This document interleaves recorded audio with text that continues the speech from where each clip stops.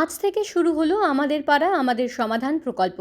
বুথে বুথে সাধারণ মানুষের সমস্যার সমাধান করতে নয়া উদ্যোগ মুখ্যমন্ত্রী মমতা বন্দ্যোপাধ্যায়ের। ক্যাম্প বা শিবির তৈরি করে সমস্যা মেটানো হবে। রাস্তা, জল, বিদ্যুৎ সহ যে কোনো সমস্যার কথাই বলা যাবে এই শিবিরে। শনিবার 10টা নাগাদ থেকেই সারা রাজ্যের পাশাপাশি মালদা জেলাতেও শুরু হয়েছে এই ক্যাম্প। মুখ্যমন্ত্রী মমতা বন্দ্যোপাধ্যায়ের নির্দেশে গাজল ব্লকের শাহজাদপুর গ্রাম পঞ্চায়েতের 3টি বুথ নিয়ে এমনই কর্মসূচি হয় বদনাগড়া হাই স্কুলে অনুষ্ঠিত হলো। জানা গেছে আমাদের পাড়া আমাদের সমাধান রাজ্যের মোট 80,000 বুথের মানুষের কাছে এই পরিষেবা পৌঁছে দেবে রাজ্য সরকার।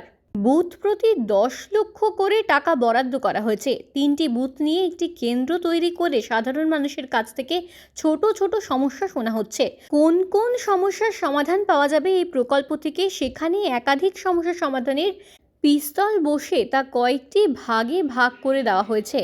অনেক মানুষ গিয়ে তাদের সমস্যার কথা জানাচ্ছেন। এদিন এই শিবিরে উপস্থিত ছিলেন গাজল ব্লকের সমষ্টি উন্নয়ন আধিকারিক সুদীপ্ত বিশ্বাস, যুগ্ম সমষ্টি উন্নয়ন আধিকারিক সুব্রত শ্যামল ও মীর সোহেল সাখাওয়াত সহ বিভিন্ন লাইন ডিপার্টমেন্টের আধিকারিকরা।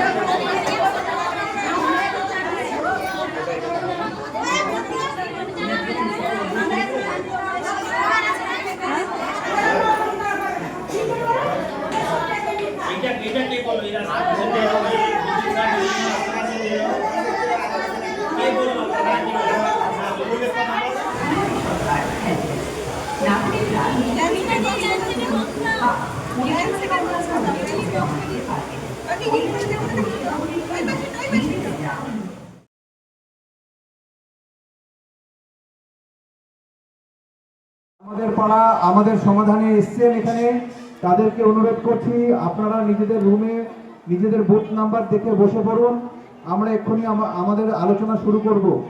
পশ্চিমবঙ্গ সরকারের আপনাদের জন্য আপনাদের পাড়ায় ছোট ছোট যে অসুবিধাগুলো আছে সমাধানের জন্য আমরা এখানে এসেছি। আপনাদের কাছ থেকে শুনে নিয়ে আমরা